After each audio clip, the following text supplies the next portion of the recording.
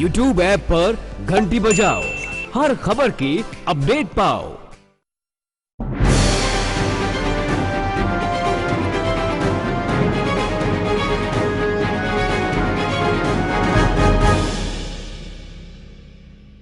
चुनाव जैसे जैसे करीब आ रहा है वैसे वैसे सिवान की लड़ाई दिलचस्प होती जा रही है। भाकपा माले भी मजबूत स्थिति में दिख रही है। माले के प्रत्याशी अमरनाथ यादव ने रघुनाथपुर, सिसवन, दुरौंदा, आंदर और दरौली के सैकड़ों गांवों में तूफानी दौरा करते हुए हजारों लोगों से जनसंपर्क किया। अमरनाथ यादव ने कहा कि सभे कहता हम ही जीते, लेकिन केहू न जीती माले के छोड़ के देख ली है, यही से के चारों ओर ये हल्ला बा।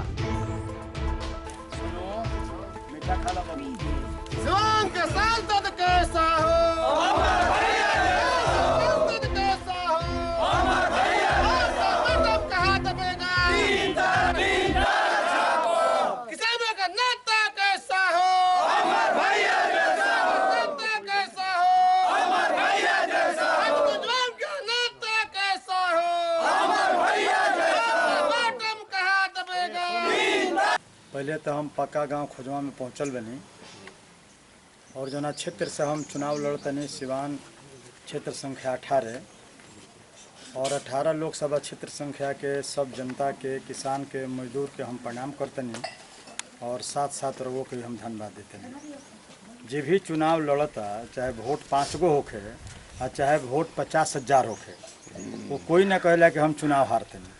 वो सब लोग जीतता, जब ले गिनती ना हो जाए वो सब आदमी जीतता रहे, कोई हारे के तैयार नहीं खे। जरा 10 गो वोट नहीं खे वो जीतता, जरा 2,000 वोट नहीं वो जीतता, जरा 2 लाख आई वो जीतता। लेकिन अभी तो 12 मई के वोट हुई, एक बाद गिनती हुई तो पता चली के जीतता के हारता। जे चुनाव लड़ेला ओकरा से पूछे कि रुआ भगवत पर क्रिया खाई, कुरान धके क्रिया खाई, तो वो क्रियो खा के वो कह दी कि हम जीतते नहीं जी।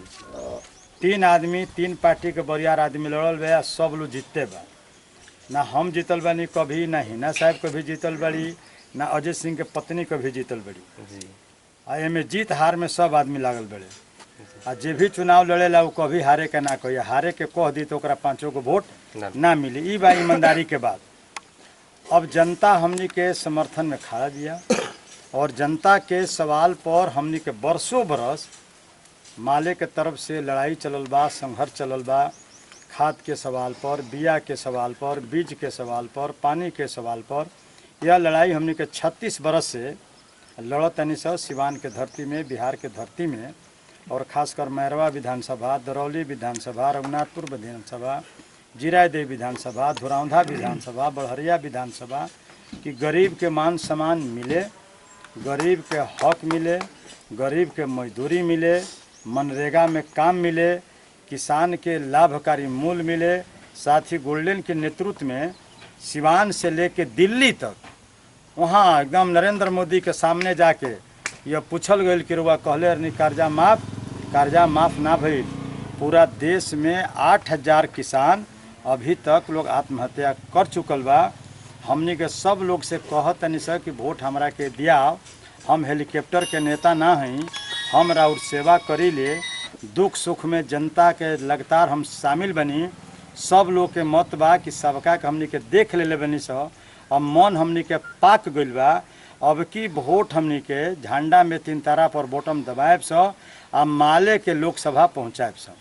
जनता से आखिरी सवाल लोग क्या करे के चाहते, क्या अपील करे के चाहते? जनता से अपील हम करे के चाहतनी कि हमनी के यहाँ उत्तर बिहार में 36 गो चीनी मिल रहे और वो 36 गो चीनी मिल हमनी खातिर सोना के काम करत रहे। पूरा क्षेत्र में ऊख बोआव, पचरुखिया चीनी मिल में दिया जाओ, साहेब वाला मिल में दिया। लेकिन दुर्भाग्य बा कि कांग्रेस पार्टी से लेके अभी तक उन्हें भी 5 साल सरकार रहे, अटल जी के भाजपा के अभी भी सरकार रहला भाजपे के। लेकिन हमनी के जौन सिवान के धरोहर रहा, जौन सिवान के किसान के एगो कहिए तो सोना के बतौर जौन काम करत रहा, वह चीनी मिल बंद हो गई बा। और यहाँ तक कि पचरुखिया चीनी मिल के 46 एकड़ ज़मीन बाहरी धनी में लोग खरीद रहल बा, जे किसान लोग दिले रहे कि हमनी के रोटी रोजगार, हमनी के शादी ब्याह में यह चीनी मिल काम आई, ऊख दियाई, पूर्जी लिया या तुरंत ले भंजा ले जाई। तो हम पहला मांग करें सिवान के किसान के कि हमनी के यहाँ चीनी मिल खुले, चीनी मिल हमनी के चले एकरा खातिर हमनी के संघर्ष करत रहल बानी स और आगे भी हमनी के संघर्ष करब स। यह हो गई किसान खातिर चीनी मिल, नहर में पानी, 24 घंटा बिजली। सिवान के गरीब खातिर डीलर पकड़ो राशन नस्लो। इस सब राज्य में 6 महीना बेचा तरला, 6 महीना लुटा तरला। हमनी के पार्टी माले अभियान चला के राशन खातिर, किरासन खातिर डीलर के घेराव, बीडीओ के घेराव, एमओ के घेराव, यह बरसों हमनी के आंदोलन चलौले बनी स। जौना से अब बहुत कम बेचा पावता।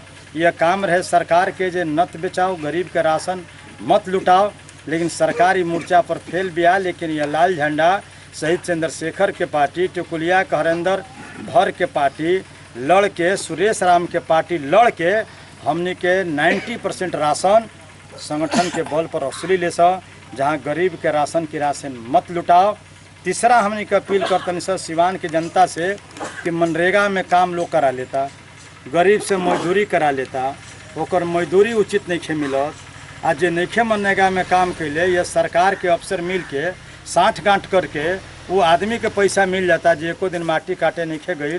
वह तमाम मनरेगा के मजदूर से हमनी के अपील करतनी सन कि रउआ हमनी के पार्टी के मदद करी।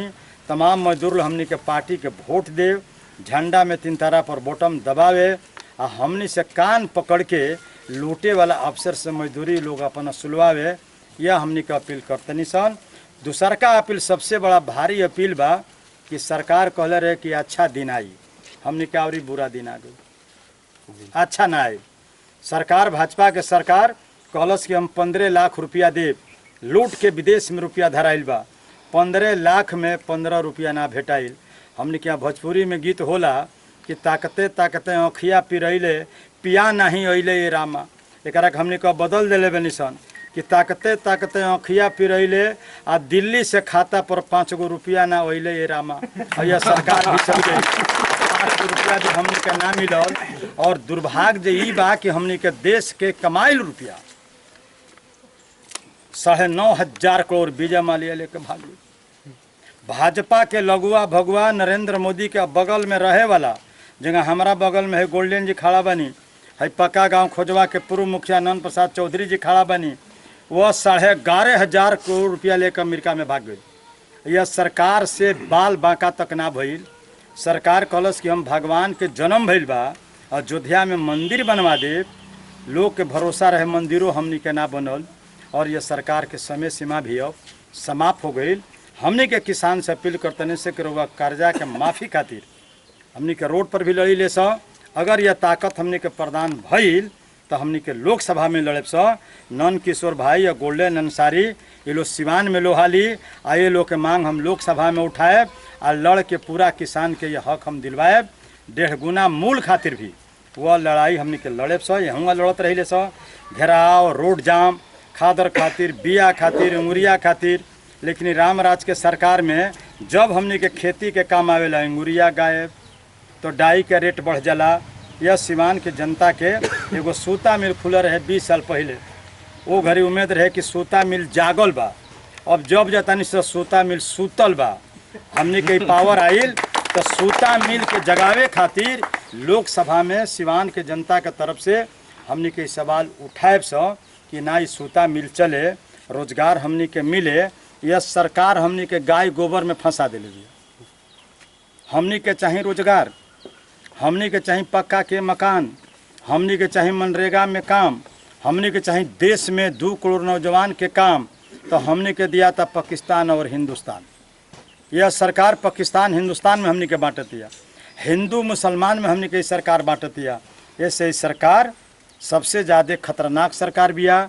किसान के साथे विश्वासघात, नौजवान के साथे विश्वासघात, आंगनबाड़ी से विश्वासघात, आशा कार्यकर्ता से घात, मतलब सब मोर्चा पर सरकार देश के जनता से घात भइल बा। ऐसे कि विपक्ष के आवाज़, मजदूर के नेता, गरीब के नेता कोई लोकसभा में नहीं थे, वह लोकसभा वृंदावन बन गई बा। ऐसे वो किसान के आवाज़ वह लोकसभा में गूंजे।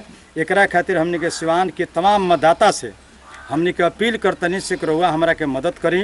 लोग बहुत तेज़ी से गुटियाता, बहुत तेज़ी से। कोई 11 गो गाड़ी लेके घूमता, कोई 20 गो गाड़ी लेके घूमता, कोई हेलीकॉप्टर लेके आवता। अब वोट तो बा गरीब के टोला में, हमनी के लगे 20 गो गाड़ी नहीं खे, लेकिन वोट हमनी के लगे बा। आ लोग कहता कि भाजपा के देखनी सन, आरजेडी के देखले बनी सन, नीतीश कुमार के पार्टी के देखले बनी सन। यह सब के सब ये लोग बटमार बा। ऐसे अब कि हमनी के माले के देखे के बा, माले के जितावे के बा, पूरा जोर लगावे के बा। आ तमाम 420 आ घूसखोर लोग के भगावे के बा। और पूरा किसान के हक खातिर, मजदूर के हक खातिर, महिला के हक खातिर हमनी के लड़े के बा। न तो हिंदू मुसलमान के नारा देख ली, हमनी के चाही हॉस्पिटल, हमनी के चाही दवा। मुजफ्फरपुर में का भइल है, 13 साल के लड़की 14 साल के लड़की से बलात्कार होतरला, अफसर के यहाँ भेजल जातरला, हमनी के नेता के भेजल जातरला। उमें एकहू आदमी ना बांग्लादेश के, ना चीन के, ना पाकिस्तान के, ये सब के सब हिंदुस्तान के, सब के सब हिंदुस्तान के। जे डॉक्टर धराइल बा उ लिख के दिले बा वकील के माध्यम से कि जांच हो जाओ माननीय मुख्यमंत्री नीतीश कुमार जी के, जांच हो जाओ वहाँ कमिश्नर के, कलेक्टर के, कि असली दोषी के बा। तो जौना देश में, जौना राज्य में, जौना जिला में हमनी के बेटी के जो नारा दियल बा, बेटी पढ़ाओ बेटी बचाओ, केकरा से बेटी बचाई? सब भाजपा के विधायक बलात्कार, नीतीश कुमार के बलात्कार विधायक सब शामिल बड़न। अब वो लोग के टिकट दियाइल बा। ऐसे हमनी के जनता से अपील करतनी सन कि हम रउआ हक खातिर, हम रउआ हिंसा खातिर, हम रउआ कॉलोनी खातिर, लाल कार्ड खातिर, चीनी मिल चलवावे खातिर हम रउआ से वोट मांगतनी। और रउआ के न्योता देवे आइल बनी कि 18 अप्रैल के हमनी के पार्टी के नॉमिनेशन हुई, व्यापक जनता में पहुँची। आ दिने डंका बजवा देव सो जे के जीती या के हारी।